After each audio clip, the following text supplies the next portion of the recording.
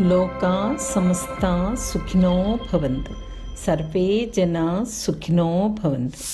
గౌరవనీయమైన మానవాళి, సౌకర్యవంతంగా జీవించడానికి కావలసిన ప్రకృతి వనరులను పుష్కలంగా కలిగి ఉన్న భూతల స్వర్గంలో నివసిస్తున్న మానవుడు దైవపు తన్మార్పులో చివరి దశ.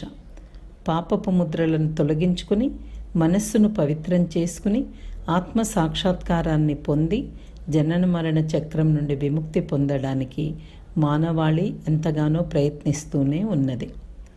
ఐహిక భోగాసక్తులై మరుపు స్థితిలో లెక్కలేనన్ని ముద్రలు ఏర్పరచుకోవడం వలన అవి ఆధ్యాత్మిక అభివృద్ధికి మరియు ఆత్మ విముక్తికి అడ్డుపడుచున్నవి.